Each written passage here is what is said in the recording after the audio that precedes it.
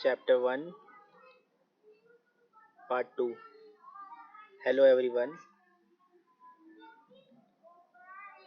Server this side. देखो chapter 1 में मैंने क्या कराया था। मैंने चैप्टर 1 के क्वेश्चन नंबर 1 में चैप्टर 1 में मैंने तुम्हें पहले पार्ट में क्वेश्चन नंबर 1 पढ़ाया था, ठीक है। अब हम करेंगे इसका पार्ट 2 जिसमें हम बाकी क्वेश्चंस करेंगे। तो सबसे पहले क्वेश्चन नंबर 2 देखो, यहाँ पे क्या कहता है।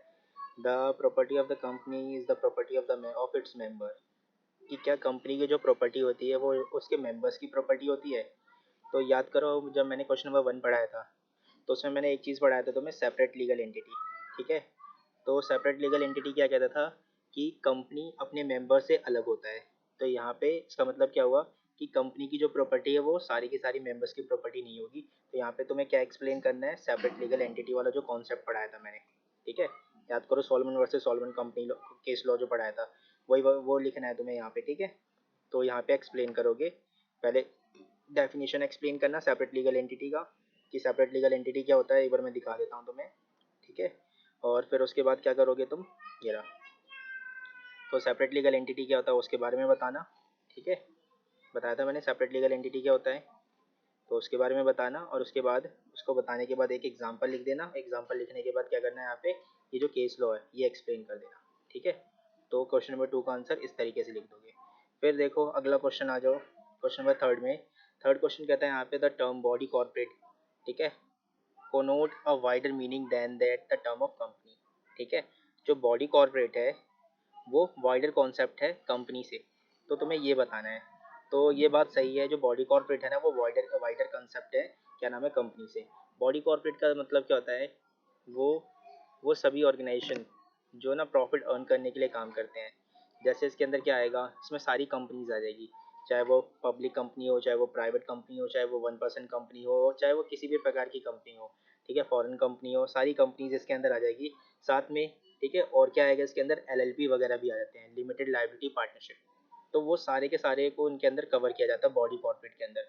और जबकि कंपनी में सिर्फ कंपनीज आते हैं, इस वजह से क्या है, बॉडी कॉर्पोरेट जो है वो वाइडर टर्म है, किससे, कंपनी से। तो यही यहाँ पे एक्सप्लेन कर रखा है कि कंपनी का मतलब क्या होता है और बॉडी कॉर्पोरेट का मतलब क्या होता है। और बता रखा है कि हाँ बॉडी कॉर्पोरेट जो है वो वाइडर टर्म है, किससे, कंपनी से, ठीक है। एक बार पढ़ लेना, आ जाएगा समझ में। तो यहाँ पे देखो बॉडी कॉर्पोरेट का मतलब बता रखा है कि बॉडी कॉर्पोरेट के अंदर क्या क्या इंक्लूड किया जाएगा। तो यहाँ पे क्या क्या आता है इसके अंदर, कोऑपरेटिव सोसाइटीज आते हैं, ठीक है, और एनी अदर बॉडी कॉर्पोरेट आते हैं, ठीक है। तो ये सारे दे रखे हैं इसके अंदर। और क्या क्या आता है वो भी बता रखा है। जैसे बॉडी कॉर्पोरेट के अंदर क्या क्या आएगा, फॉरेन कंपनीज आएंगे, ठीक है, फॉरेन कंपनीज आ गए। फिर वो कॉरपोरेशन जिससे सेंट्रल गवर्नमेंट ऑपरेट करता है, मतलब गवर्नमेंट कंपनीज वगैरह आ जाएगा। और क्या क्या आ जाएगा, पब्लिक फाइनेंशियल इंस्टीट्यूशंस आ जाएंगे, ठीक है, नेशनलाइज बैंक आ जाएंगे, जितने भी बैंक्स वगैरह है। फिर ऑल ऑल इंडियन कंपनीज, ठीक है, फॉरेन कंपनी ऊपर कवर कर लिया उसने, और यहाँ पे इंडियन कंपनीज आ गए। और लास्ट में क्या आ जाएगा, पार्टनरशिप फॉर्म वगैरह। तो इन सब से मिलके क्या बनता है आपका, बॉडी कॉर्पोरेट बनता है। मतलब बॉडी कॉर्पोरेट के अंदर इन सभी को इंक्लूड किया जाता है। जबकि कंपनी के अंदर क्या होता है, सिर्फ कंपनीज आते हैं। इस वजह से क्या है, वाइडर कॉन्सेप्ट है, किससे, कंपनी से, ठीक है। यहाँ तक आगे समझ में। अब आ जाओ क्वेश्चन नंबर 4 में। तो क्वेश्चन नंबर 4 क्या कहता है, a company is a legal person but not a citizen, ठीक है। कमेंट करना है तुम्हें इसके ऊपर कि क्या कंपनी एक लीगल पर्सन है। तो हाँ ये लीगल पर्सन है, बट क्या ये क्या सिटीजन है ये, ठीक है। ये भी प्रूफ करना है, ये भी तुम्हें बताना है कि क्या ये सिटीजन है या नहीं है। तो याद करो जब मैंने तुम्हें फीचर पढ़ाया था तो वहाँ पे मैंने पढ़ाया था कि company is a separate legal entity, ठीक है, सेपरेट लीगल एंटिटी पढ़ाया था मैंने, सेपरेट लीगल एंटिटी पढ़ाया था। और उसके ऊपर एक मैंने टॉपिक पढ़ाया था तुम्हें, आर्टिफिशियल लीगल पर्सन, मिल गया। ये आर्टिफिशियल लीगल पर्सन पढ़ाया था। तो आर्टिफिशियल लीगल पर्सन का मतलब क्या है कि ये कानून के नज़रों में एक क्या है, एक पर्सन होता है, बट ये रियल पर्सन नहीं है, ये एक आर्टिफिशियल है, क्योंकि ये जिंदा इंसान तो है नहीं। तो इस वजह से इसका क्या नाम दिया गया है, इसे एक आर्टिफिशियल पर्सन है आइज ऑफ लॉ में, ठीक है। तो हाँ हर एक कंपनी क्या होता है, एक आर्टिफिशियल पर्सन होता है। बट अब सवाल ये आता है कि क्या ये सिटीजन है। तो नहीं, ये सिटीजन नहीं है। सिटीजनशिप किसे मिलती है, जो जिंदा बंदा होता है, जिंदा पर्सन होता है, ठीक है। मतलब कोई लिविंग, जिसके जिसके पास एक लाइफ हो। तो जैसे इंसान वगैरह उसके पास लिविंग लाइफ है, बट कंपनीज तो लिविंग नहीं है, वो तो एक आर्टिफिशियल पर्सन है, तो रियल में तो है नहीं वो। तो यहाँ पे क्या होगा, उसे सिटीजनशिप नहीं मिलेगी, ठीक है।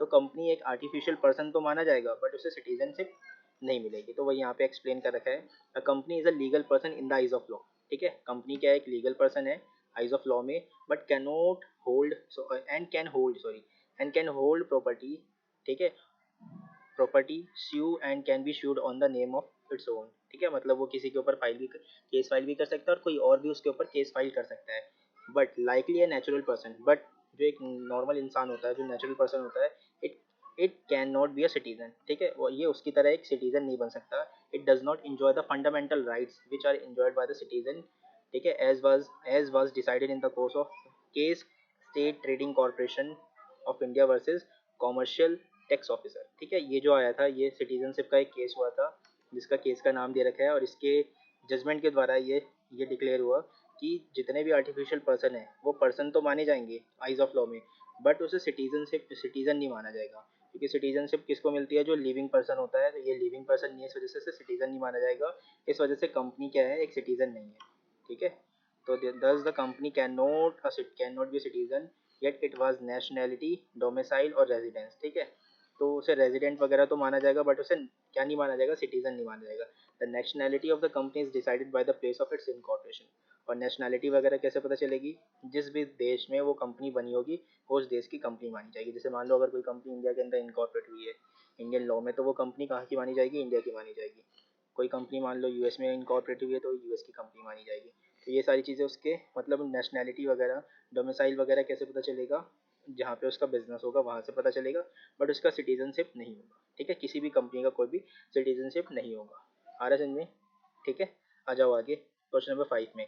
क्वेश्चन नंबर 5 कहता है distinguish between the company and partnership, ये बताओ कंपनी और पार्टनरशिप के बीच में क्या डिफरेंस है, ठीक है, तो आप पढ़ते हैं, ईजी है मेरे ख्याल से, पढ़ाना नहीं चाहिए, पढ़ सकते हो ये लोग ये वाले क्वेश्चन, तो जो क्वेश्चन ईजी है वो मैं छोड़ रहा हूँ, ठीक है, मेरे को लगता है कर लोगे तुम लोग, चलो एक बार मैं फटाफट बता देता हूँ, ठीक है, यहाँ पे क्या होता है, कंपनीज एक्ट के अंदर कौन सा एक्ट लगता है, कंपनीज एक्ट लगता है 2013 अभी में जो है, ठीक है, और यहाँ पे क्या लगता है, पार्टनरशिप एक्ट लगता है 1932, उसके बाद यहाँ पे मोड ऑफ फॉर्मेशन क्या है, रजिस्ट्रेशन कराना कंपलसरी होता है, और यहाँ पे क्या होता है, रजिस्ट्रेशन कंपलसरी नहीं होता है, ठीक है, रजिस्ट्रेशन क्या होता है, रजिस्ट्रेशन कंपलसरी नहीं होता है, चाहो तो मैं कराऊँ चाहे तो मैं नहीं कराऊँ, उसके बाद रेगुलेटिंग एक्ट बता दिया मैंने, यहाँ पे क्या लगता है, कंपनीज एक्ट 2013, एंड यहाँ पे क्या लगता है, पार्टनरशिप एक्ट 1932, और उसके बाद number of members, public company है तो नंबर कितने चाहिए, 7 मेंबर्स चाहिए कम से कम, अगर प्राइवेट कंपनी है तो कम से कम कितने मेंबर्स चाहिए, 2 मेंबर्स चाहिए, जबकि पार्टनरशिप फर्म में कितने मेंबर चाहिए, कम से कम 2 मेंबर चाहिए, और मैक्सिमम कितने हो सकते हैं, 50 हो सकते हैं, ठीक है,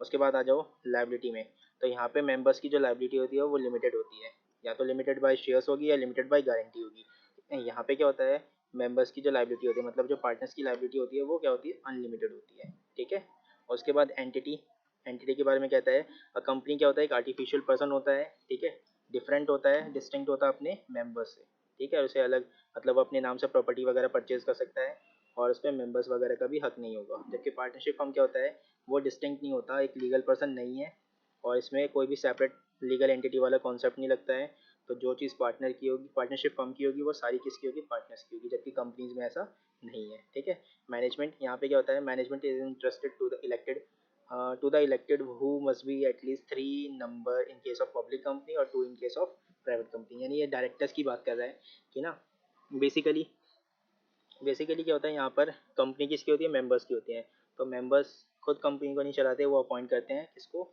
डायरेक्टर्स को अपॉइंट करते हैं, जैसे मैनेजमेंट भी हम कह सकते हैं, तो अगर कोई पब्लिक कंपनी है तो पब्लिक कंपनी में कम से कम 3 डायरेक्टर चाहिए, और प्राइवेट कंपनी में कम से कम 2 डायरेक्टर चाहिए, और जबकि पार्टनरशिप फॉर्म में पार्टनर्स मैनेजमेंट का रोल यहाँ पे निभा सकते हैं, और इस तरीके से उनका काम चल सकता है। ट्रांसफर ऑफ शेयर्स यहाँ पे क्या होता है, अगर पब्लिक कंपनी तो फ्रीली ट्रांसफर होता है शेयर्स, अगर प्राइवेट कंपनी है तो रेस्ट्रिक्शन होता है उसके ऊपर ट्रांसफर में, और यहाँ पे क्या होता है, a partner has no right to transfer shares to any other person without the consent of all the partners, ठीक है, तो यहाँ पे क्या होता है कि अगर आपको शेयर्स ट्रांसफर करनी है तो रेस्ट्रिक्शन है कि आपको पहले सभी पार्टनर से कंसेंट लेना पड़ेगा, अगर सारे पार्टनर्स एग्री होंगे ट्रांसफर के लिए तो ट्रांसफर कर दोगे, अगर नहीं होंगे एग्री तो ट्रांसफर नहीं कर पाओगे। उसके बाद आ जाओ नेक्स्ट टॉपिक पे, ठीक है, मतलब नेक्स्ट पॉइंट पे आ जाओ, ऑडिट, तो यहाँ पे क्या होता है, कंपनीज एक्ट के अंदर ऑडिट कराना कंपलसरी होता है, जबकि पार्टनरशिप फर्म के अंदर ऑडिट कराना कंपलसरी नहीं होता है, ठीक है, मतलब एक टर्नओवर होता है, अगर टर्नओवर क्रॉस करोगे तो आपको कराना पड़ेगा, अगर नहीं होगा तो टर्नओवर क्रॉस तो आपको ऑडिट कराना कंपलसरी नहीं है। फिर उसके बाद आता है वाइंडिंग अप, ठीक है, अगर यहाँ पे क्या होगा, company can be wound up only by the carrying out the process laid down in the companies act, मतलब अगर मान लो कंपनी की फाइनेंशियल पोजीशन अच्छी नहीं चल रही है, तो उस केस में कंपनी क्या हो जाएगी, वाउंड अप हो जाएगी। और यहाँ पे भी क्या होगा, यहाँ पे क्या होगा, अगर पार्टनरशिप फॉर्म डिसॉल्व होगी तो वाउंड अप करना पड़ेगा आपको, या फिर सारे के सारे पार्टनर्स, मतलब बिजनेस अच्छा चल रहा है उसके बाद भी ना सारे के सारे पार्टनर्स एग्री हो गए कि नहीं हमें पार्टनरशिप फॉर्म बंद करना है, तो उस केस में भी क्या होगा, पार्टनरशिप फॉर्म जो हो जाएगा बंद हो जाएगा, ठीक है, या फिर कोर्ट के ऑर्डर के द्वारा भी क्या हो जाएगा, बंद हो जाएगा।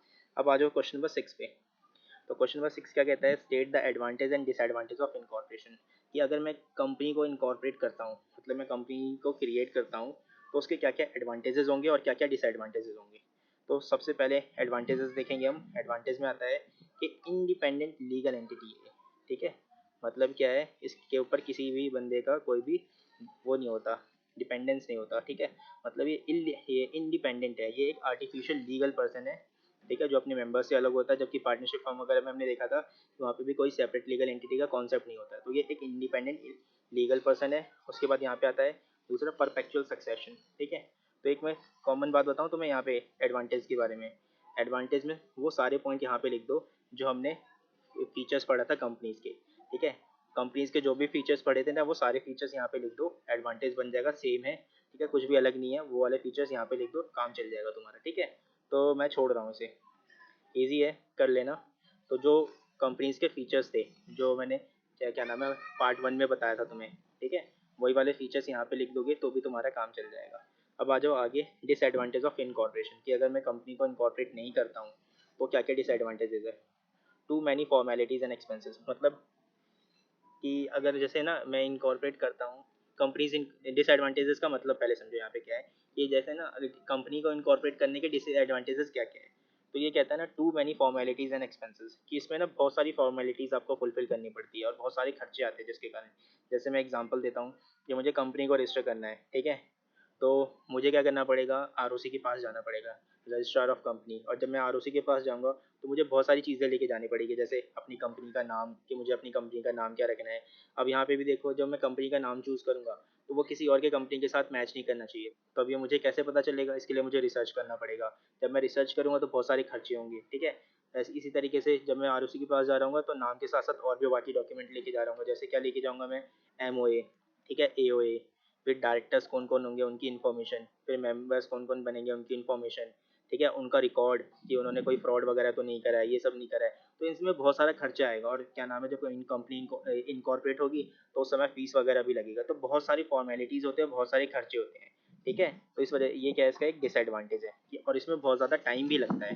तो ये इसका एक डिसएडवांटेज है। दूसरा क्या है, लैक ऑफ सेक्रेसी, ठीक है। अब ये लैक ऑफ सेक्रेसी का मतलब क्या है, देखो, कि जब पब्लिक कंपनी होती है ना, जब पब्लिश होती है, ठीक है, तो क्या करना पड़ता है उसे, क्या करना पड़ता है, जब पब्लिक कंपनी इनकॉर्पोरेट हो जाती है तो उसके बाद ना, जब वो पब्लिक से पैसा लेती है तो उसे हर साल ना कुछ चीज़ें करनी होती है। जैसे क्या करना होता है, उसे मीटिंग करना होता है, जनरल मीटिंग, ठीक है, फाइनल अकाउंट वगैरह बनाना होता है, और इन सब की कॉपी फाइल करनी होती है, ठीक है, फाइनल अकाउंट वगैरह बनाना होता है। और इसकी जो कॉपी है ना, वो फाइल करनी होती है रजिस्ट्रार ऑफ कंपनीज को, ठीक है, रजिस्ट्रार ऑफ कंपनीज को फाइल करनी होती है। तो आपकी जो सिक्रेसी है कंपनी के अंदर की, वो क्या हो जाती है, डिस्क्लोज हो जाती है। तो यहाँ पे लैक ऑफ सिक्रेसी माना जाता है इसे, कि आपकी जो इन्फॉर्मेशन है वो बहुत सारे लोगों तक पहुँच जाती है। और ये किसी किसी कंपनी को लगता है कि हाँ हमारा नुकसान हो सकता है इससे, तो उनके लिए क्या होता है, यहाँ पे लैक ऑफ सिक्रेसी होता है। फिर आता है third, wastage and inefficiency in management, ठीक है। अब ये wastage and inefficiency of management का मतलब क्या है, a company is manage by the director who was elected by the members, ठीक है, with their is a divorce between ownership and management, there is a lack of personal interest and motivation on the part of the directors. As a result, the waste and inefficiency creep in the management of a company. In case, ठीक है, बस यहीं तक देखो। In case of partnership partners look after the business of the firm personally and they are try to avoid every possible wastage. There is a direct link between the effort and reward, so the partnership is managed in a better way than the company and wastage are also minimized. मतलब यहाँ पे ये क्या कहना चाहता है कि जो कंपनीज होती है ना, वहाँ पे दो लोग होते हैं, ठीक है। जैसे हमने ऑडिट में देखा था कि एक तो होता है कंपनी के जो मालिक होते हैं, जिसे हम क्या कहते हैं, मेंबर्स कहते हैं या शेयर होल्डर्स कहते हैं, और दूसरे होते हैं मैनेजमेंट या बोर्ड ऑफ डायरेक्टर्स, जो कंपनी को चलाते हैं, ठीक है। उनको अपॉइंट कौन करता है यहाँ पर, उनको अपॉइंट करता है यहाँ पर, कौन अपॉइंट करता है यहाँ पर, मेंबर्स अपॉइंट करते हैं। तो जब मेंबर्स ने उन्हें अपॉइंट करा, तो अब देखो कंपनी के वो मालिक तो है नहीं, तो वो डिसीजन ले लेंगे। और ना कभी कभी क्या होगा, मान लो उन्होंने कोई डिसीजन ले लिया और उनको ना फुल प्रूफ तरीके से उस चीज़ के बारे में पता नहीं था, फिर भी उन्होंने डिसीजन ले लिया क्योंकि उनका कुछ तो जा नहीं रहा, ठीक है, पैसा उनका अगर डूबेगा भी तो उनका थोड़ी डूबेगा, तो यहाँ पे उन्होंने डिसीजन ले लिया जिससे क्या होगा, कंपनी को नुकसान हो गया। तो यहाँ पे वेस्टेज और इनएफिशिएंसी ऑफ मैनेजमेंट होती है। जबकि अगर पार्टनरशिप फॉर्म होता तो पार्टनरशिप फॉर्म में पार्टनर ही कंपनी के मालिक होते हैं, तो वो कोई भी डिसीजन लेने से पहले उसके बारे में 10 बार सोचेंगे कि इस डिसीजन से मुझे क्या फ़ायदा होगा, क्या नुकसान होगा, वगैरह वगैरह। तो वही यहाँ पे कह रहा है कि डायरेक्ट लिंक होता है पार्टनरशिप फर्म के अंदर, जबकि इनडायरेक्ट लिंक होता है किसके अंदर, कंपनीज के अंदर, कि कंपनी के अंदर मैनेजमेंट डिसीजंस लेते हैं ना कि मेंबर्स लेते हैं। तो यहाँ पे क्या होता है, अगर मैनेजमेंट ने गलत डिसीजन ले लिया तो कंपनी को नुकसान हो जाएगा, ठीक है, मतलब मेंबर्स को नुकसान हो जाएगा, उन डायरेक्टर्स का कुछ नहीं जाएगा, उनको तो अपनी फीस से मतलब है, उनकी पेमेंट मिल जाएगी, कोई दिक्कत नहीं उनको, ठीक है। यहाँ पे ये है। तो ये था क्वेश्चन नंबर 5। अब आ जाओ क्वेश्चन नंबर 6, ठीक है। ये इंपॉर्टेंट क्वेश्चन है, ठीक है। चैप्टर नंबर 1 में एक ये इंपॉर्टेंट क्वेश्चन है। और जो पहला क्वेश्चन पढ़ाया था मैंने, फीचर्स ऑफ द कंपनी, वो इंपॉर्टेंट क्वेश्चन था, ठीक है। और एक सेपरेट लीगल एंटिटी वाला जो क्वेश्चन था वो इंपॉर्टेंट क्वेश्चन था।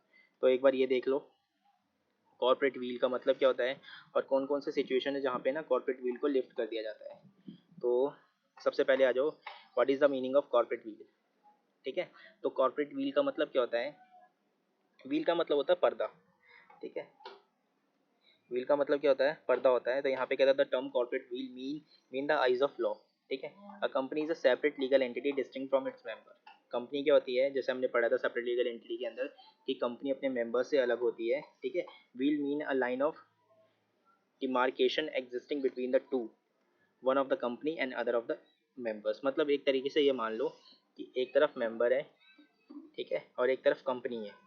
और ना इस तरीके से मान लो कि एक तरफ, हाँ मैंने जो बोला तुम्हें, एक तरफ मेंबर है एक तरफ कंपनी है, तो कंपनी आगे है, मेंबर उसके पीछे है, ठीक है। और ना बीच में पर्दा लगा हुआ है, मान लो बीच में पर्दा है, मतलब आगे कंपनी है, ठीक है, उसके पीछे मेंबर है और बीच में पर्दा है, ठीक है। तो जब भी कोई काम होता है ना, तो जब भी कोई काम होता है और वो जब पब्लिक में आता है, मतलब बाहर आता है, तो लोगों को लगता है कि ये काम क्या है, इस कंपनी ने करा है, ठीक है। कंपनी ने ये काम करा, इस वजह से कंपनी की परफॉर्मेंस ये हो गई, ये हो गई, ये बढ़ गई, ठीक है, या घट गई, वगैरह वगैरह। तो अब क्या होता है ना, इसी चीज़ की आड़ में होके ना यहाँ पे क्या होता है, यहाँ पर मेंबर्स या बोर्ड ऑफ डायरेक्टर्स वगैरह जो है ना, वो कोई फ्रॉड वगैरह करते हैं, ठीक है, फ्रॉड वगैरह करते हैं। तो अगर कभी कभी फ्रॉड होता है, तो उस केस में ना गवर्नमेंट कहती है कि हम इस व्हील को हटा देंगे और आप दोनों को एक ही मान लेंगे, ठीक है। मतलब ये नहीं बोला जाएगा कि कंपनी ने फ्रॉड करा है, ये बोला जाएगा कि उस बंदे ने फ्रॉड करा है, ठीक है। और सजा किसको होगी, फिर उस बंदे की होगी, जेल भी हो जाएगा, पेनल्टी वगैरह भी हो देगा। तो इस वजह से यहाँ पे गवर्नमेंट ने ना उस व्हील को, जो हमने पढ़ा था कॉन्सेप्ट सेपरेट लीगल एंटिटी, तो यहाँ पे ये सेपरेट लीगल एंटिटी वाला जो कॉन्सेप्ट हो जाएगा ना, वो वॉइड हो जाएगा पूरी तरीके से। मतलब यहाँ पे वाला रूल एप्लीकेबल नहीं होगा, क्योंकि हमने वहाँ पे क्या पढ़ा था, मेंबर्स अलग होता है और कंपनी अलग होता है। जबकि यहाँ पे क्या दिखा जा रहा है कि वो पर्दे को हटा दिया जा रहा है और दोनों को एक ही माना जा रहा है, ठीक है। तो वही हम कहते, उसी चीज़ को हम कहते हैं लिफ्टिंग ऑफ कॉर्पोरेट व्हील, कि जो भी कॉर्पोरेट व्हील था, जो पर्दा था कॉर्पोरेट का, उस पर्दे को आपने क्या कर दिया, लिफ्ट कर दिया, ठीक है। तो और दोनों चीज़ों को क्या मान लिया, यहाँ पे ये मान लिया। अब ये सवाल ये आता है कि कौन कौन से सिचुएशन होते हैं जहाँ पे आप क्या करते हो, इस कॉर्पोरेट व्हील को लिफ्ट कर देते हो, ठीक है। तो दो केसेस है जहाँ पे ना आपका जो कॉर्पोरेट व्हील है लिफ्ट हो जाता है। पहला है अंडर द स्टैचुरी प्रोविजंस, ठीक है, कुछ स्टैचुरी प्रोविजंस है, उसके उसके अंदर होता है। और कुछ आता है जुडिशियल प्रोविजन, ठीक है, इंटरप्रिटेशन के अंदर, या जुडिशियल प्रेजेंटेशन के अंदर, ठीक है, या प्रोविजंस के अंदर। तो बेसिकली दो पार्ट बना रखे हैं यहाँ पर। तो कॉर्पोरेट व्हील का मतलब समझ में आया, जो मैं क्या कहना चाह रहा था। चाहो तो एक बार यहाँ से पढ़ सकते हो, कॉर्पोरेट व्हील समझा रखा है यहाँ पे, ठीक है, एक बार पढ़ लेना, या पढ़ा दूँ, चलो देख लो। Sometimes the necessity of the situation may compel the authority to discrete the corporate legal entity and look into the individual member who are in fact of the real beneficial owner of all the corporate property. And this is what is known as a lifting of corporate veil. मतलब यहाँ पे क्या हो रहा है ना, कि कभी कभी मान लो अथॉरिटी को कोई काम दिया गया था, अब उसे पता है कि अगर मैंने इसमें कोई फ्रॉड वगैरह करा तो मेरा नाम तो आएगा नहीं, कंपनी बदनाम होगी, तो उसने इस चीज़ का फ़ायदा उठा के ना कोई फ्रॉड करने की कोशिश करी। तो गवर्नमेंट कहती है कि अगर ऐसा हुआ होगा ना, तो हम उस पर्दे को हटा देंगे और दोषी किसको माना जाएगा, उस बंदे को माना जाएगा जिसने एक्चुअल में फ्रॉड करा होगा, ठीक है। इसी चीज़ को हम कहते हैं lifting of corporate wheel. when this wheel is used as a mean to commit fraud, और इस तरीके के व्हील क्यों यूज़ किए जाते थे, फ्रॉड कमिट करने के लिए या रॉन्गफुल कंडक्ट करने के लिए, then it becomes necessary for court to lift or pierce this wheel and look at the member who had behind the company and hold them the liable of the wrongful act of the company। वो इसी चीज़ के बारे में यहाँ पे बता रहा है कि बेसिकली कोर्ट क्या करता है, ये पर्दा जो होता है वो लिफ्ट कर देता है और वो चेक करता है कि किस बंदे ने ये फ्रॉड करा है, ठीक है, किस मेंबर ने करा है या कौन सा बंदा है जो इस चीज़ को रॉन्गफुली काम कर रहा है, मतलब, और वो जो होगा, जो कर रहा होगा वही क्या होगा यहाँ पे लाइबल होगा उस फ्रॉड के लिए, ठीक है। और ये क्या होता है, तो ये क्या होगा, ये एक्सेप्शन बन जाएगा किसका, ये एक्सेप्शन हो जाएगा तुम्हारे किस चीज़ का, सेपरेट लीगल एंटिटी का, क्योंकि हमने सेपरेट लीगल एंटिटी में यही पढ़ा था कि क्या होता है वहाँ पर मेंबर अलग होता है और कंपनी अलग होता है, जबकि यहाँ पे क्या देख रहे हैं, मेंबर और कंपनी दोनों एक ही हो जाएगा अगर फ्रॉड करा होगा तो, ठीक है। तो ये उसका क्या हो जाएगा, एक्सेप्शन। तो दो केसेस है यहाँ पर। अब इन दो केसेस के अंदर बहुत सारे केसेस आएंगे, सब केसेस, ठीक है, सब पॉइंट्स आ जाएंगे।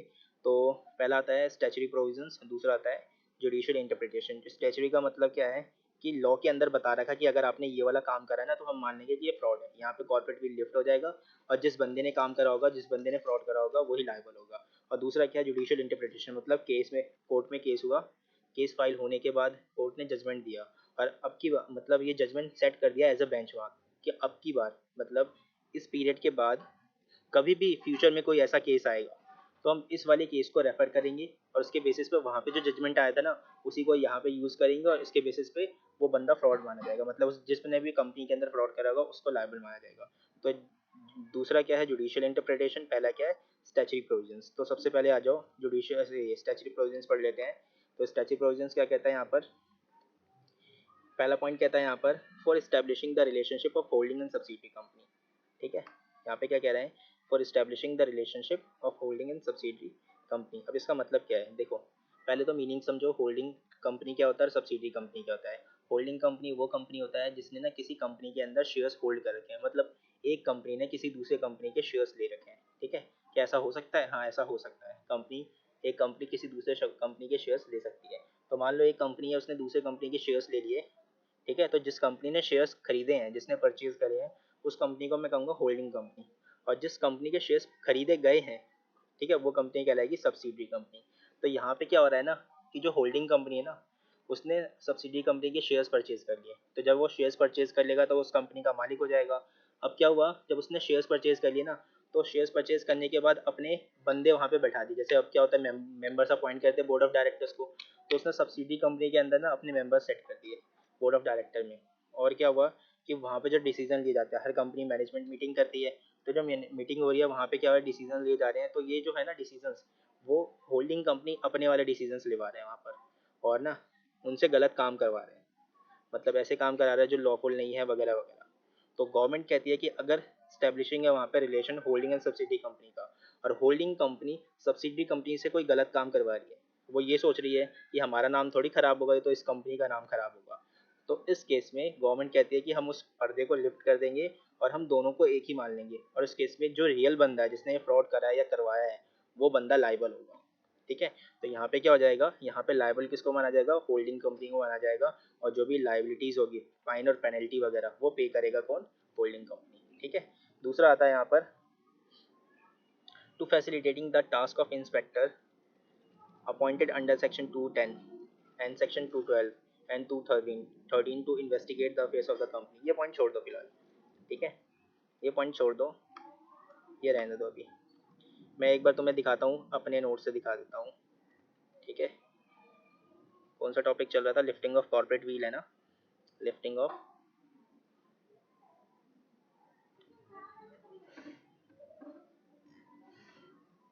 ये रहा,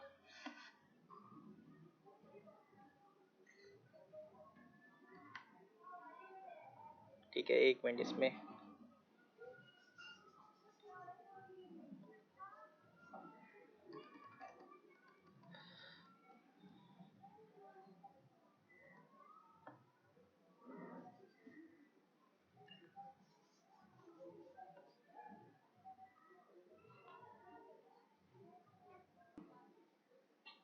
तो देखो नेक्स्ट पॉइंट देखो, नेक्स्ट पॉइंट आता है यहाँ पर miss appropriation, miss representation in prospectus, ठीक है।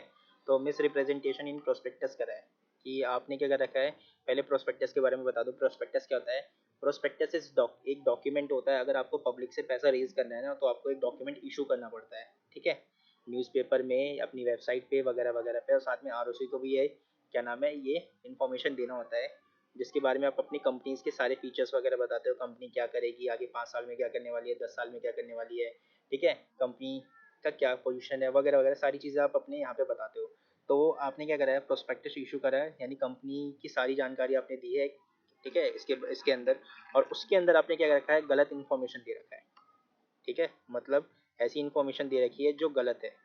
तो अगर मिस रिप्रेजेंटेशन है प्रोस्पेक्टस के अंदर, क्योंकि जितने भी लोग हैं, जितने भी इन्वेस्टर हैं ना, वो क्या कहते हैं, जब कंपनी में पैसा इन्वेस्ट करते हैं तो वो कंपनी के रिपोर्ट्स को पढ़ते हैं। तो अभी कंपनी का रिपोर्ट क्या होगा, कंपनी का कोई रिपोर्ट तो होगा नहीं। तो उस केस में वहाँ पे क्या होगा, वहाँ पे उसका प्रोस्पेक्टस होगा, क्योंकि पहले भी हर कंपनी पैसा रेज करी है। तो वो क्या करेंगे, कंपनीज के प्रोस्पेक्टस को पढ़ेंगे। जब वो कंपनीज के प्रोस्पेक्टस को पढ़ेंगे तो उसके बेसिस पे वो चेक करेंगे कि मुझे इस कंपनी के अंदर पैसा इन्वेस्ट करना चाहिए नहीं करना चाहिए। तो मान लो कंपनी ने कोई ऐसी इन्फॉर्मेशन दे दी जिसको देख के ना लोगों ने पैसा इन्वेस्ट कर दिया, बट वो इन्फॉर्मेशन गलत थी, बाद में उन्होंने क्या कर दिया, गलत थी और बाद में चेंज कर दिया, कुछ भी कर दिया। तो यहाँ पे अगर कोई ऐसी इन्फॉर्मेशन दे रखी है प्रोस्पेक्टस के अंदर जो गलत है, ठीक है, जिसके बेसिस पे बाकी लोगों ने, बाकी इन्वेस्टर्स ने पैसा इन्वेस्ट कर दिया, तो यहाँ पर क्या माना जाएगा, यहाँ पे ये माना जाएगा कि जिस बंदे ने फ्रॉड करा, मतलब जिस बंदे ने ये इन्फॉर्मेशन दी है ना, वो लायबल होगा, ना कि कंपनी लायबल होगी फ्रॉड के लिए, ठीक है। तो यहाँ पे ऐसा नहीं बोला जाएगा कि कंपनी ने फ्रॉड करा, नहीं, उस बंदे को पकड़ा जाएगा जिस बंदे ने ये फ्रॉड करा, मतलब जिसकी गलती की वजह से ये हुआ है। तो यहाँ पे देखो, सेपरेट लीगल एंटिटी का जो कॉन्सेप्ट था उसको खत्म कर दिया गया, क्योंकि कंपनी और मेंबर दोनों को क्या मान लिया गया, सेम मान लिया गया। और उस बंदे को पकड़ा गया जिसने क्या करा था, ये फ्रॉड करा था। जैसे कोई मान लो डायरेक्टर हो गया या प्रमोटर हो गया या फिर कोई ऑथराइज पर्सन है जिसने ये इन्फॉर्मेशन दी थी, ठीक है, तो वो लाइबल हो जाएगा, ठीक है, 6 महीने की जेल से लेके 10 साल तक की जेल के लिए। और उसके ऊपर फाइन वगैरह भी लगेगा। कितना लगेगा फाइन, फाइन लगेगा अमाउंट ऑफ फ्रॉड, और मैक्सिमम कितना होगा, 3 times of amount of fraud. तो जितना भी फ्रॉड करा होगा वो, या फिर, ठीक है, या फिर उसका 3 गुना। तो मिनिमम फाइन कितना लगेगा, मिनिमम फाइन लगेगा जितना भी फ्रॉड होगा उतने अमाउंट का, मैक्सिमम लगेगा 3 टाइम्स, और मिनिमम जेल कितने की होगी, 6 महीने की, और मैक्सिमम कितने साल की होगी, 10 साल की। उसके बाद आता है पॉइंट नंबर 4। पॉइंट नंबर 4 कहता है failure in return application money, ठीक है। एप्लीकेशन मनी जो है वो आप पे करने में फेल हो गए। देखो ये कॉन्सेप्ट कब आएगा, जैसे कंपनी ने पैसा इशू करा, ठीक है, पब्लिक से। शेयर कैपिटल वाला चैप्टर पढ़ा होगा ना तुम लोगों ने, वहाँ पे क्या होता है, पैसा शेयर कैपिटल, जब एप्लीकेशन मनी आता है तो कभी कभी क्या होता है ना, हमें एप्लीकेशन मनी रिटर्न करना पड़ जाता है। वो कब करना पड़ता है वो मैं बताता हूँ तुम्हें, ठीक है। तो बेसिकली क्या होता है कि जैसे ना कंपनी ने प्रोस्पेक्टस इशू करके पैसा मंगाया, तो 90% सब्सक्रिप्शन होना चाहिए, बट कंपनी ना 90% सब्सक्रिप्शन वाला कंडीशन फुलफिल नहीं कर पाई। तो उस केस में कंपनी को ने जितना भी पैसा मंगाया होता है ना, उन्हें रिटर्न करना होता है, किसको, शेयर होल्डर्स को, with in the specified time period, ठीक है। वो टाइम पीरियड क्या होता है, वो 30 दिन का टाइम होता है, कि आपको 30 दिन के अंदर एप्लीकेशन मनी के 30 दिन के आने के बाद आपको रिटर्न करना पड़ेगा, अगर आपका मिनिमम सब्सक्रिप्शन नहीं हो पाया फुलफिल तो, ठीक है। तो अगर मिनिमम सब्सक्रिप्शन फुलफिल नहीं हो पाया है, 30 दिन पूरे हो गए और आपने पैसे नहीं लौटाए, तो उस केस में ना ये माना जाएगा कि कंपनी ने फ्रॉड नहीं करा, उस मेंबर ने फ्रॉड करा है या उस बंदे ने फ्रॉड करा है जिसको इसकी ड्यूटी दी गई थी, ठीक है। तो यहाँ पे वो बंदा लायबल होगा पेनल्टी पे करने के लिए, ठीक है। तो यहाँ पे उसे क्या करना पड़ेगा, पेनल्टी वगैरह देना पड़ेगा, और साथ में उसे इंटरेस्ट भी देना पड़ेगा 15% का, ठीक है। उसके बाद नेक्स्ट टॉपिक देखो, धूप आ गई, 1 मिनट। तो नेक्स्ट पॉइंट है इसके अंदर मिसडिस्क्रिप्शन इन नेम, ठीक है, कि कंपनी ने अपने नाम में मिसडिस्क्रिप्शन कर रखा है। तो अगर कंपनी ने अपने नाम में डिफ़ॉल्ट कर रखा है, ठीक है, ऐसा है कि उसकी कंपनी का नाम किसी और कंपनी के नाम के साथ मैच कर रहा है, या किसी और की कंपनी के ट्रेडमार्क के साथ मैच कर रहा है, ठीक है। तो अगर ऐसा होगा तो उस कंपनी ने डिफ़ॉल्ट कर रहा है, उसे ना टाइम पीरियड दिया जाता है चेंज करने के लिए, और वो टाइम पीरियड पूरा हो गया उसके बावजूद भी आपने टाइम यानी नेम चेंज नहीं करा है, तो यहाँ पे ये माना जाएगा कि आपने अपने नाम यानी कंपनी ने इस नाम का गलत यूज़ करा है, और कंपनी क्या होगी, लायबल होगी पेनल्टी वगैरह के लिए। तो यहाँ पे कंपनी लायबल नहीं होगी, वो बंदा लायबल होगा जिसको ये काम दिया गया था। जैसे मान लो वो डायरेक्टर होगा, ठीक है, ये रिस्पॉन्सिबिलिटी किसकी होगी, डायरेक्टर की होगी, या कोई अदर पर्सन होगा जिसे अपॉइंट किया गया इस काम के लिए, तो वो बंदा लायबल होगा पर्सनली, ठीक है, उस फ्रॉड के लिए, ठीक है। वो बंदा क्या होगा, लायबल होगा, ये हो क्यों नहीं रहा, वो बंदा लायबल होगा पर्सनली उस फ्रॉड के लिए, ठीक है। और यहाँ पे क्या होगा, जो भी पेनल्टीज वगैरह डिसाइड होगी वो पे करना पड़ेगा उस पार्टी को। फिर उसके बाद आता है fraudulent conduct of business, point number 7। तो पॉइंट नंबर 7 कहता है फ्रॉडुलेंट कंडक्ट ऑफ बिजनेस, कि आपने अपने बिजनेस में फ्रॉड करा है, फ्रॉडुलेंट तरीके से बिजनेस करा है, ऐसा बिजनेस करा है जो गवर्नमेंट ने मना कर रखा है, ठीक है। मतलब आपने मान लो अपने प्रोस्पेक्टस में बता रखा था कि हम ये वाला बिजनेस करेंगे, बट आपने वो बिजनेस करने की जगह ना एक बार कंपनी का इनकॉर्पोरेट हो गई, दूसरा बिजनेस स्टार्ट कर दिया, या ऐसा बिजनेस करे जो इलीगल है, ठीक है। तो इस केस में अगर पता चल जाता है तो वो कंपनी को वाइंड अप करने का ऑर्डर आ सकता है कोर्ट की तरफ से, ठीक है। और यहाँ पे क्या होगा, कंपनी आपकी बंद हो जाएगी, जो भी पेनल्टीज वगैरह वो आपके ऊपर लायबल की जाएगी, ठीक है। और जिनका भी जो पैसा बनता है, जैसे मान लो किसी क्रेडिटर वगैरह ने आपकी कंपनी में पैसे दिए होंगे, ठीक है, सामान क्रेडिट पे दिया होगा, तो उनके पैसे वापस कर दिए जाएंगे, ठीक है। अब ये पैसे वगैरह कौन वापस करेगा, तो इसके लिए क्या होगा, अपॉइंट किया जाएगा ऑफिशियल लिक्विडेटर को, ठीक है। क्या होगा, वो एक बंदा अपॉइंट होगा जिसका नाम होगा ऑफिशियल लिक्विडेटर, ठीक है। तो कंपनी का एक लिक्विडेटर अपॉइंट होगा, जिसे हम कंपनी लिक्विडेटर के नाम से भी जान सकते हैं, ठीक है। तो कंपनी लिक्विडेटर भी कह सकता है। तो वो बंदा अपॉइंट होगा, उसका काम क्या होगा, कंपनी के जितने भी असेट्स वगैरह उसको बेचना होगा, बेच के क्या करेगा, जितनी भी लाइबिलिटीज़ वगैरह है वो पे करेगा, जो भी फाइन वगैरह बना होगा वो पे करेगा, और कंपनी को डिसॉल्व कर देगा, ठीक है। तो अगर फ्रॉडुलेंट कंडक्ट ऑफ बिजनेस होगा, अगर आपने कोई ऐसा बिजनेस करा है जो जो फ्रॉडुलेंट तरीके से आप कर रहे हो, तो यहाँ पे कंपनी वाइंड अप का भी आपको क्या दे सकती है, ऑर्डर दे सकती है, और आपको अपनी कंपनी को बंद करना भी पड़ सकता है, ठीक है। तो बेसिकली फ्रॉडुलेंट कंडक्ट का मतलब क्या होता है कि आप ना, आपका बिजनेस ही ऐसा है ताकि ना आप किसी के साथ फ्रॉड कर पाओ, मतलब फ्रॉड कर रहे हो आप, इस टाइप का ही बिजनेस है, ठीक है। इंटेंशन आपका कि फ्रॉड करना चाहते हो, उस टाइप के बिजनेस को हम कहते हैं फ्रॉडुलेंट कंडक्ट ऑफ बिजनेस। आगे आता है यहाँ पर next, directors with unlimited liability, ठीक है। तो sometimes when the director through a written agreement agree to have any liability made unlimited, they becomes personally liable for all debt of the company. जैसे मान लो कंपनी में directors को appoint किया गया, और वो डायरेक्टर्स जो है ना, उन्होंने एग्रीमेंट कर लिया कंपनी के साथ कि अगर कभी भी फ्यूचर में कोई लायबिलिटी आएगी ना, तो लायबिलिटी सारा का सारा हम बियर करेंगे, अनलिमिटेड लायबिलिटी हम बियर करेंगे। तो यहाँ पर अगर फ्यूचर में ऐसा हो गया, तो वो जितनी भी अनलिमिटेड लायबिलिटी है ना, उन्हें खुद पे करना पड़ेगा कंपनी के बिहाफ पे। और अगर मान लो उनके पास पैसा नहीं है, तो उसके पर्सनल प्रॉपर्टी को बेच के वो अमाउंट रिकवर कर लिया जाएगा।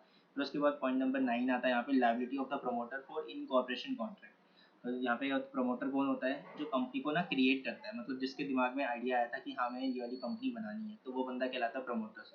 The promoters remain liable on those contract which are not adopted by the company after its incorporation, they becomes personally liable for the contract entered into in the behalf of the company. तो basically होता क्या है, देखो, promoter वो बंदा होता है जो क्या होता है, कंपनी को इनकॉर्पोरेट करता है, मतलब कंपनी को बनाने में ना हेल्प करता है। जैसे एग्जांपल ले लो, मान लो मिस्टर विनीत है, ठीक है।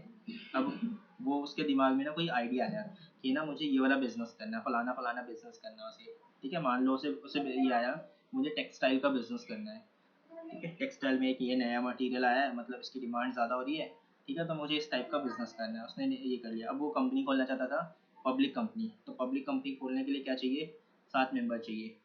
तो अब उसने क्या करा, 7 मेंबर को अपॉइंट कर दिया, मतलब 6 मेंबर और कहीं ना कहीं से उसने जुगाड़ कर लिया, ठीक है। फिर उसके बाद जब उसने जुगाड़ कर लिए, तो अब उसको और भी बहुत सारी चीज़ें चाहिए थी, कंपनी का नाम सेलेक्ट करना था, फिर कंपनी के जो डॉक्यूमेंट जो हमने ऊपर देखे जो सबमिट करने होते हैं, जैसे MOA, ठीक है, प्रोस्पेक्टस वगैरह वगैरह, ये सारी चीज़ें चाहिए उसे। तो ये सारे डॉक्यूमेंट वो इकट्ठा कर रहा था, इन सब की फीस वगैरह लगी, ये सारी चीज़ें क्या करा उसने, सब कुछ क्या करके इनकॉर्पोरेट कर लिया। और ये जो जितना भी खर्चा आया उसने पे करा, किसने पे करा, विनीत ने पे करा। तो जब क्या होगा, कंपनी बन जाएगी ना, तो ये कम जितना भी खर्चा होता है ना, वो कंपनी उसको पे कर देती है। बट अगर मान लो यहाँ पे ना, उसके लिए क्या होता है, उनके बीच में एक कॉन्ट्रैक्ट होता है कंपनी के बीच में और प्रमोटर्स के बीच में। तो यहाँ पे कंपनी को बनाया किसने था, कंपनी को यहाँ पे विनीत ने बनाया था, तो यहाँ पे कौन वो क्या हो जाएगा, विनीत क्या बन जाएगा, यहाँ पे प्रमोटर कहलाएगा। तो प्रमोटर यानी विनीत और कंपनी के बीच में क्या होगा, कॉन्ट्रैक्ट होगा कि जो भी खर्चा हुआ है वो हम बियर कर लेंगे। तो जितना भी खर्चा हुआ होगा ना, तो कंपनी वो सारा खर्चा क्या करेगी, उस विनीत को पे कर देगी। बट अगर मान लो कि कोई ऐसा ऐसा वो कॉन्ट्रैक्ट हुआ है जिसके अंदर ना कुछ खर्चे नहीं लिए हैं, कंपनी ने लेने से मना कर दिया, मतलब कंपनी कह रही है हम ये खर्चा नहीं लेंगे, ये खर्चा हम आपको पे नहीं करेंगे। तो उस केस में जो खर्चा होगा ना, वो पर्सनली लायबल होगा, मतलब वो खर्चा उसको खुद ही पे करना पड़ेगा, कंपनी नहीं पे करेगी उसके बिहाफ पे, ठीक है। तो उस केस में वो पर्सनल लायबल होगा। अगर कोई पॉइंट या कोई टॉपिक ऐसा है जो कंपनी ने लेने से मना कर दिया, मतलब खर्चा हो चुका है बट कंपनी कह रही है हम ये पे नहीं करेंगे, तो वो सारा खर्चा किसको उठाना पड़ेगा, उस प्रमोटर को उठाना पड़ेगा, ठीक है। अब आ जाओ इसी का पार्ट 2 कि जुडिशियल इंटरप्रिटेशन में क्या होगा। तो सर ये बहुत ही ईजी है, ज़्यादा पॉइंट भी नहीं है इसके अंदर। सबसे पहले आता है यहाँ पे प्रोटेक्शन ऑफ रिवेन्यू, ठीक है। ये क्या हुआ है, जितने भी जुडिशियल आए ना, मतलब पहले क्या हुआ है, कोर्ट में केस गया है, ठीक है। केस जाने के बाद क्या आया, जजमेंट आया है, और जजमेंट क्या बन गया, एक बेंचमार्क बन गया है कि कभी भी फ्यूचर में कोई ऐसा केस होगा, ठीक है, तो वहाँ पे दोबारा से कोर्ट में जाने की जरूरत नहीं है, इसका जो जजमेंट है उसी को यूज़ करना और उसी के बेसिस पे उस बंदे को लायबल कर देना, ठीक है, जो सूटेबल हो रहा होगा। तो यहाँ पे वही है प्रोटेक्शन ऑफ रिवेन्यू। अब देखो इसके लिए कौन सा केस लॉ था, यहाँ पे था सर डिंशो मैकेंजी पैटिट वाला केस लॉ था, ठीक है। अब इसमें होता क्या है, बेसिकली एक डिंशो होता है, उसको ना बहुत सारा प्रॉफिट होता है। प्रॉफिट कैसे होता है, उसके पास बहुत सारी इनकम आती है क्योंकि उसने ना इन्वेस्ट कर रखा होता है, बहुत सारी इनकम आती है, कहाँ से, डिविडेंड से और इंटरेस्ट से, ठीक है, डिविडेंड और इंटरेस्ट के फॉर्म में उसके पास बहुत सारी इनकम आती है। तब वो क्या करता है, अब उसे टैक्स देना पड़ेगा, जाहिर सी बात है, हमने पढ़ा था कि अगर कोई भी इनकम होती है तो हमें टैक्स देना होता है। तो अपना वो टैक्स से बचना चाहता है, वो कहता है भाई मैं, मेरा इनकम है, मेरे पैसे मैं क्यों दूँ गवर्नमेंट को, मैं नहीं दूंगा टैक्स, ठीक है। तो उसके दिमाग में खुराफाती दिमाग चलता है और वो क्या करता है, कहता है कि मुझे टैक्स बचाना है, मुझे टैक्स की चोरी करना है, तो उसके लिए वो क्या करता है, 4 कंपनी बनाता है, ठीक है। ही फ्लोटेड अ 4 प्राइवेट कंपनीज, 4 कंपनीज बनाता है, और जितना भी उसके पास पैसा आता है ना डिविडेंड और इंटरेस्ट के रूप में, वो सारा का सारा पैसा उसको ट्रांसफर कर देता है एज ए इन्वेस्टमेंट, ठीक है, वो ट्रांसफर कर देता है उन कंपनीज को, ठीक है। और वहाँ पे क्या करता है, कंपनीज को कर देता है और बदले में उनसे शेयर्स ले लेता है, तो उन कंपनीज के क्या लेता है, शेयर्स ले लेता है। तो अब क्या हुआ यहाँ पर, इसी तरीके से ना हर बार वो यही करता है, कंपनी का जितना भी उसके पास डिविडेंड आता है वो सारा डिविडेंड वहाँ पे ट्रांसफर कर देता है, और वहाँ उनके बदले में वहाँ पे शेयर्स लेता चला जाता है, मतलब वो एज अ लोन उनको देता चला जाता है ये पैसा, ठीक है। अब क्या हुआ, इस तरीके से हुआ, तो जब ये पता चला इनकम टैक्स डिपार्टमेंट को, तो इनकम टैक्स डिपार्टमेंट ने उसको कहा कि आपका इतना टोटल टैक्स बन रहा, पे करो। कहता मैं क्यों टैक्स पे करूँ, मेरी तो कोई इनकम ही नहीं हो रही है, ठीक है, मेरे पे कहाँ कोई इनकम हो रही है, मेरा सारा पैसा तो लोन की तरह उसके पास चल जाता है, मेरे पास कोई इनकम ही नहीं हो रही। तो ये केस चला गया कोर्ट में, और कोर्ट में जब गया, तो वहाँ पे ना जब कोर्ट में केस गया, तो ये कहा गया, जजमेंट ये आया कि आपने जो कंपनी इनकॉर्पोरेट करी थी उसका क्या ऑब्जेक्टिव था, कंपनी इनकॉर्पोरेट करने का, कंपनी कोई बिजनेस तो कर नहीं रही है, उस कंपनी को इनकॉर्पोरेट करने के पीछे सिर्फ एक ही रीज़न था कि क्योंकि आप अपने टैक्स से बच सको, इस वजह से आपने वो 4 कंपनी क्रिएट करी है। तो कोर्ट ये कहता है कि कंपनी का इंटेंशन ही ये था, मतलब उस कंपनी को क्रिएट करने का इंटेंशन ही ये था ताकि आप अपने टैक्स से बच सको। तो इस केस में उस कंपनी को और आपको दोनों को सेपरेट लीगल एंटिटी नहीं माना जाएगा, उन दोनों को हम क्या मान लेंगे, सेम मान लेंगे, और आपको ही टैक्स पे करना पड़ेगा, ठीक है। तो ये था जजमेंट यहाँ पे, ठीक है, और यहाँ पे क्या बन जाएगा, सर्टेनिटी ऑफ वैकेंसी पैटेंट जो है उनको पे करना पड़ जाएगा जितना भी टैक्स का अमाउंट बनता है। तो ये था उसका केस लॉ, ठीक है। उसके बाद जो सेकंड, प्रिवेंशन ऑफ फ्रॉड और improper conduct, second case law है। ये क्या कहता है, प्रिवेंशन ऑफ फ्रॉड और इम्प्रॉपर कंडक्ट, ये क्या, इसमें क्या होता है ना, इसमें भी एक केस हुआ जिसका नाम है Gilford Motors company versus horny. अब यहाँ पे क्या होता है कि ना, एक होता है हॉर्नी, जो क्या होता है, एम्प्लॉय होता है उस कंपनी का, उसका ना कॉन्ट्रैक्ट होता है कंपनी के साथ, गिलफर्ड मोटर्स के साथ होता है, कॉन्ट्रैक्ट होता है कि ना आप इस कंपनी को जब छोड़ोगे ना, तो आप इतने साल तक इस इलाके में ना ये कोई बिजनेस नहीं कर सकती, ये वाला जो हमारा जो बिजनेस है वो नहीं कर सकते, ये था कॉन्ट्रैक्ट, ठीक है। ये कॉन्ट्रैक्ट था कि अगर कोई भी एम्प्लॉय हमारी कंपनी को छोड़ेगा तो इस इलाके में इतने साल तक कोई भी बिजनेस नहीं करेगा, मतलब ये जो हमारा बिजनेस है सेम बिजनेस नहीं करेगा। तो अब जो मिस्टर हॉर्नी था ना, वो खुराफाती बंदा था, उसने कहा अच्छा ऐसी बात है ना, ठीक है, मैं बिजनेस नहीं करूंगा ना, ठीक है, मैं क्या करूंगा, एक कंपनी बनाऊंगा। और मैंने फीचर देखा था कि कंपनी क्या होती है, सेपरेट लीगल एंटिटी होती है, मतलब कंपनी अलग होती है और मेंबर अलग होता है। तो मुझे मना करा है ना, कंपनी को तो मना नहीं करा है, चलो मैं कंपनी बनाता हूँ। और वो क्या करता है, कंपनी बना देता है, ठीक है। और कंपनी बना के ना वो उस कंपनी के, कौन सी कंपनी के, जिसमें वो पहले काम करता था, कौन सी कंपनी थी वो, गिलफर्ड मोटर्स कंपनी, उस कंपनी के एम्प्लॉय को सॉलिसिट करने लग जाता है, मतलब उसके क्लाइंट को तोड़ के ना अपने पास लाने लगता है, ठीक है। तो वो क्या होता है, तो इसको देख के वो जो कंपनी होती है गिलफर्ड मोटर्स, वो केस फाइल कर देती है मिस्टर हॉर्नी के ऊपर कि ये हमारे क्लाइंट को ना तोड़ के लेके जा रहा है, ठीक है, ये हमारे बिजनेस को ठप कर रहा है, ये हमारे बिजनेस के क्लाइंट को लेके जा रहा है।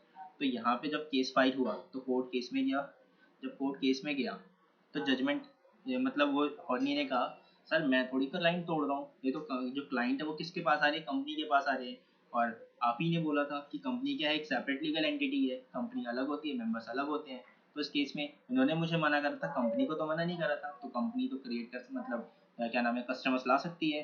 तो यहाँ पे कोर्ट का जजमेंट ये आया कि कंपनी को आपने क्यों बनाया, ठीक है, कंपनी को बनाने के पीछे रीजन ये था ताकि आप उसके कस्टमर्स को सॉलिसिट कर लो, ठीक है, रीज़न क्या था कंपनी को क्रिएट करने का, कि आप उसके कस्टमर को सॉलिसिट करो और अपने पास लाओ और अपना बिजनेस करो। तो इस वजह से कंपनी को और आपको, जो आपने अपनी कंपनी क्रिएट की थी उसको और आपको क्या माना जाएगा, सेम पर्सन माना जाएगा। यहाँ पे जो सेपरेट लीगल एंटिटी वाला जो कॉन्सेप्ट है उसको हटा दिया जाएगा और वो जो पर्दा है उसको लिफ्ट कर दिया जाएगा और आप दोनों को सेम मान लिया जाएगा। और इस केस में जब हमने सेम मान लिया तो आपको मना करा था, मतलब कंपनी को भी मना करा था। इस वजह से आपका ये जो बिजनेस है इम्प्रॉपर है, इन कंडक्ट है और यहाँ पे आपको अपना बिजनेस बंद करना पड़ेगा और इस तरीके से बिजनेस चलेगा। ठीक है, तो ये जजमेंट आया था कि ये इन दोनों में इनको सेम माना जाएगा, कंपनी को और मिस्टर हॉर्नी को सेम माना जाएगा और यहाँ पर उसे अपना बिजनेस बंद करना पड़ेगा क्योंकि उसने क्या करा है, ब्रीच करा है एग्रीमेंट का। ठीक है, जो एग्रीमेंट हुआ था उसके बीच में वो ब्रीच करा और यहाँ पे उसे क्या करना पड़ेगा, उस बिजनेस को बंद करना पड़ेगा। आरएसएन में। ठीक है, इसी में देखो एक और केस लॉ आया था, जोन्स वर्सेस स्लिपमैन वाला। बहुत ही बढ़िया है केस लॉ, ये पढ़ लेना, इजी आ जाएगा समझ में। सारे नहीं पढ़ाऊंगा, टाइम ज़्यादा लगेगा फिर। उसके बाद देखो पॉइंट नंबर 5, ये थर्ड है इसके अंदर, determination of enemy character of the company. ये केस लॉ भी बहुत ही फेमस केस लॉ है। यहाँ पे क्या हुआ था, इस वाले केस लॉ में हुआ था, ये जो केस लॉ का नाम है Daimler company limited versus continental tyre and rubber company limited. ठीक है, ये केस लॉ कहाँ का है, ग्रेट ब्रिटेन और जर्मनी का केस लॉ है। तो बेसिकली होता क्या है यहाँ पर, कि कंपनी होती है जिसका नाम होता है डालमर कंपनी लिमिटेड, वो इनकॉर्पोरेट हुई होती है इंग्लैंड में। ठीक है, कहाँ पे इनकॉर्पोरेट होती है, कंपनी इंग्लैंड में इनकॉर्पोरेट होती है for the purpose of selling their tyre manufactured in Germany by the German company. ठीक है, अब इट्स मेजर शेयर होल्डर्स और and directors were Germans. Company incorporate कहाँ हुई थी, इंग्लैंड में, बट कंपनी है कहाँ, जर्मन में। ठीक है, एक मिनट, हाँ। तो diamond company was incorporated in England for the purpose of selling the tyre. ठीक है, टायर बेचने का उनका था, इन जर्मनी। कहाँ पे इनकॉर्पोरेट हुई है कंपनी, जर्मनी में। ठीक है, मतलब बिजनेस कहाँ करिए, जर्मनी में।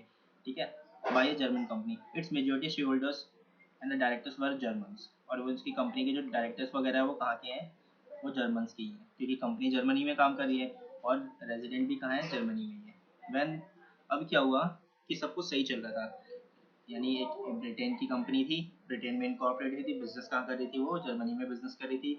अब जर्मनी में बिजनेस कर रही थी तो वहाँ के लोगों को उन्होंने अपॉइंट कर रखा था एज ए डायरेक्टर।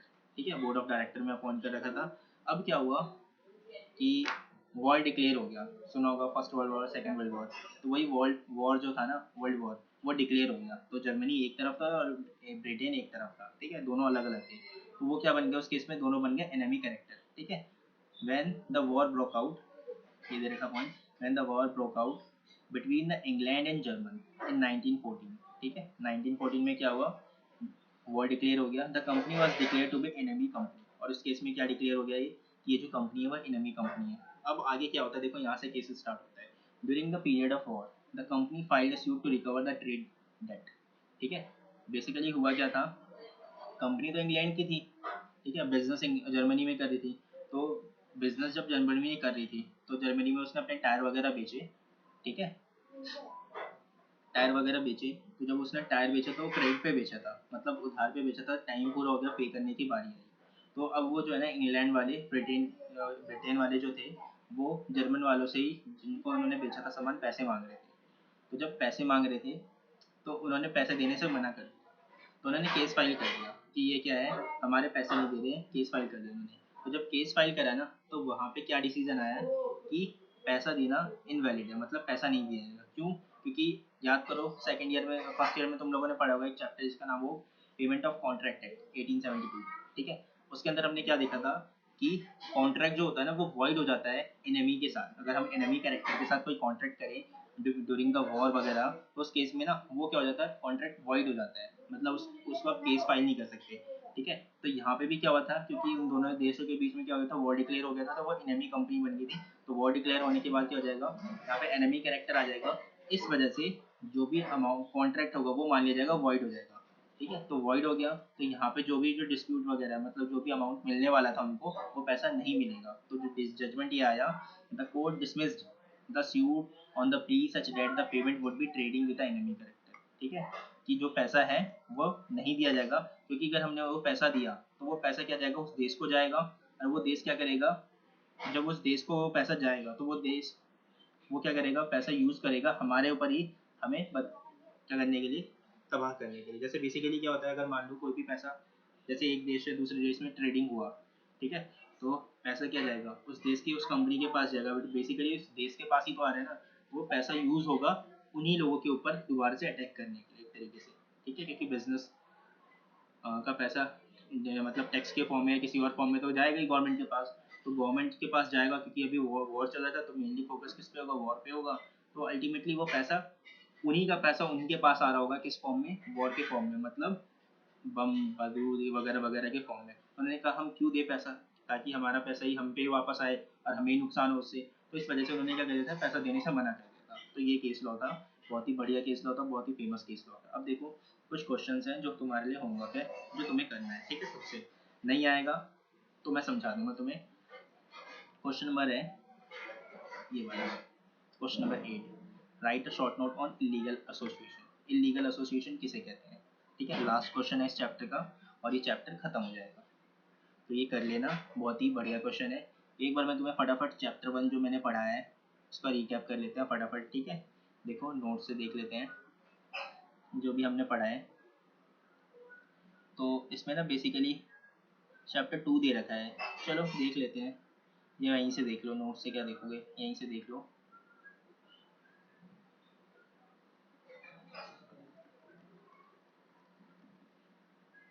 क्या पढ़ा था, सबसे पहले हमने कंपनी की डेफिनेशन पढ़ी थी। कंपनी की डेफिनेशन में क्या देखा था हमने, कि कंपनी क्या होता है, वो कंपनी जो किसी भी कंपनीज एक्ट के अंदर इनकॉर्पोरेट हुआ हो, या तो इस वाली एक्ट के अंदर या फिर इससे पहले वाली कंपनीज एक्ट के अंदर।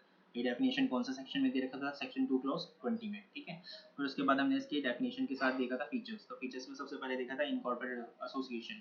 इनकॉर्पोरेट एसोसिएशन का मतलब क्या होता है, यहाँ पे बहुत सारे लोग एसोसिएट होते हैं। मेनली उनका पर्पस क्या होता है, प्रॉफिट को अर्न करना। मोटिव क्या होता है उनका, प्रॉफिट अर्न करना, ठीक है। तो ये होता है। फिर उसके बाद हमने देखा था इसके अंदर आर्टिफिशियल लीगल पर्सन, कि यहाँ पे क्या होता है कि कंपनीज जो होती है ना, लीगल पर्सन होती है, बट वो आर्टिफिशियल लीगल पर्सन होती है, लीगल नेचुरल रियल पर्सन नहीं होती, क्योंकि कंपनीज जो क्रिएट होती है वो आइज ऑफ लॉ के सामने एक पर्सन की तरह माना जाता है, मतलब उसे भी माना जाता है कि एक इंसान है, बट वो रियल इंसान नहीं है, एक आर्टिफिशियल इंसान है, ठीक है। वो भी कोई भी सामान परचेज कर सकता है, कोई भी सामान बेच सकता है, ठीक है, कोई भी सामान खरीद सकता है, बेच सकता है, साथ में किसी के ऊपर केस फाइल कर सकता है, कोई और भी उसके ऊपर केस फाइल कर सकता है। इसी तरीके से थर्ड पॉइंट पढ़ा था हमने, separate legal entity. Separate legal entity में हमने क्या देखा था कि कंपनी जो होती है वो अपने मेंबर से अलग होती है, ठीक है। कंपनी अपने नाम से कोई भी प्रॉपर्टी परचेज कर सकती है, ठीक है, उसको किसी को ट्रांसफर कर सकती है, होल्ड कर सकती है, ठीक है, ओनरशिप ले सकती है और बेच सकती है, बहुत सारी चीज़ें वो कर सकती है, ठीक है, ये देखा था हमने। और कंपनी के अंदर मेंबर के आने और जाने से कोई फर्क नहीं पड़ता है, ये बोला था हमने। फिर उसके बाद इसी के अंदर हमने देखा था फेमस केस लॉ जिसका नाम था सॉल्मन वर्सेस सॉल्मन कंपनी लॉ। इसमें बेसिकली हुआ क्या था, एक सॉल्मन होता है जिसका बिजनेस होता है, जो अच्छा खासा अच्छा नहीं चल रहा होता, तो वो क्या करता है, उस बिजनेस को ना एक कंपनी को बेच देता है, जो कंपनी उसने खुद क्रिएट करी होती है, जिसमें वो होता है, उसकी वाइफ होती है, उसकी एक डॉटर होती है, बाकी 4 सन होते हैं, ठीक है। और वो कंपनी भी अच्छी नहीं चलती है, ठीक है, वो कंपनी भी अच्छी नहीं चलती है, तो वो कंपनी भी वाइंड अप हो जाती है। जब वाइंड अप होती है तो पैसा रियलाइज होता है, और वो पैसा किसको मिलता है, सोलोमन को मिलता है। क्यों मिलता है, क्योंकि उसने ना सिक्योर्ड डिबेंचर्स लिए होते हैं उस कंपनी के। तो यहाँ पे जो क्रेडिटर्स होते हैं, जो अनसिक्योर्ड होते हैं, वो केस फाइल कर देते हैं कि यहाँ पे क्या हो रहा है, कि हमारे साथ तो धोखा हो गया, कंपनी पहले इसकी जो नहीं चल रही थी वो उसने बेचा, फिर पब्लिक कंपनी बनाया, पब्लिक कंपनी भी नहीं चली, और ये सारा पैसा भी उसको मिल गया, तो हमें क्या मिला। तो इस वजह से यहाँ पे जब वो केस कोर्ट में गया, तो कोर्ट ने कहा कि क्योंकि ये सिक्योर्ड डिबेंचर्स है और पेमेंट पहले सिक्योर्ड डिबेंचर्स को मिलता है, इस वजह से पहले ही नहीं मिलेगा। तो उन्होंने कहा कि सिक्योर्ड डिबेंचर्स को ठीक है हम मान लेते हैं, बट यहाँ पे क्या है, कंपनी बनाई भी इसने और पैसे भी इसको मिल रहे हैं, तो हमारे साथ नाइंसाफी होगी। उन्होंने कहा नहीं ऐसा नहीं है, हम कंपनी को और उसके मेंबर्स को अलग अलग मानेंगे, दोनों एक नहीं होगा।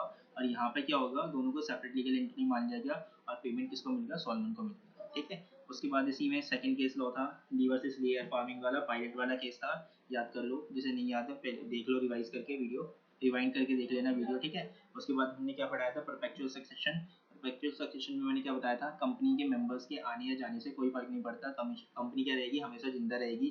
तो किसी की डेथ हो जाए, चाहे कोई पागल हो जाए, कोई कोई बैंक करप्ट हो जाए, मेंबर्स ठीक है, कोई भी मेंबर, इससे कोई भी अफेक्ट नहीं पड़ेगा कंपनी के ऊपर। फिर पढ़ा था हमने कंपनी में लिमिटेड लायबिलिटी, कि कंपनी के अंदर जितने भी मेंबर्स होते हैं उसकी लायबिलिटी क्या होती है, लिमिटेड होती है। या तो लिमिटेड बाय गारंटी होगा या लिमिटेड बाय शेयर्स होगा, ठीक है। जबकि बाकी जगह हमने क्या देखा था, कंपनी बाकी जगह जैसे पार्टनरशिप फॉर्म में हमने क्या देखा था कि लायबिलिटीज क्या होती है, अनलिमिटेड होती है। प्रोप्राइटरशिप में क्या देखा था, अनलिमिटेड होती है। बट यहाँ पे क्या होती है, लायबिलिटीज मेंबर्स की लिमिटेड होती है। फिर ट्रांसफरेबिलिटी ऑफ शेयर्स, कि अगर पब्लिक कंपनी है तो शेयर्स फ्रीली ट्रांसफरेबल होंगे, अगर प्राइवेट कंपनी है तो ट्रांसफर होंगे बट कुछ रेस्ट्रिक्शन होंगे, ठीक है। कॉमन सील, कोई भी डॉक्यूमेंट होता है उसको ऑथराइज करने के लिए, उसको अफिक्स करने के लिए, ठीक है, इसको यूज़ किया जाता था, बट ये पहले कंपलसरी होता था, आज के टाइम में ये क्या हो गया है, ऑप्शनल हो गया है। उसके बाद सेपरेट प्रॉपर्टी, कंपनी अपने नाम से, क्योंकि एक लीगल पर्सन है तो अपने नाम से उस प्रॉपर्टी को ओन कर सकती है, इंजॉय कर सकती है, डिस्पोज कर सकती है, ठीक है। उसके बाद जिसमें से बेस्ट केस था इसका मैक्यूरा वर्सेस और नॉर्दर्न एश्योरेंस लिमिटेड वाला, ठीक है, टिम्बर वाला केस लो है, बहुत ही बढ़िया केस लो है, पढ़ लेना। उसके बाद क्वेश्चन नंबर 2 में क्या था, क्वेश्चन नंबर 2 में था कि कंपनी क्या प्रॉपर्टी परचेज कर सकती है और क्या कंपनी मेंबर है, ठीक है। Property of the company is the member of a property, मतलब क्वेश्चन ये था कि क्या कंपनी की जो प्रॉपर्टी है वो मेंबर की प्रॉपर्टी होती है या नहीं होती है, तो नहीं होती है। इसी तरीके से बाकी क्वेश्चंस हैं, ठीक है, एक वीडियो रिवाइंड करके देख लेना। टाइम नहीं है मेरे पास, इस वजह से मैं बाकी रिवाइज नहीं करा रहा हूँ, छोड़ दो।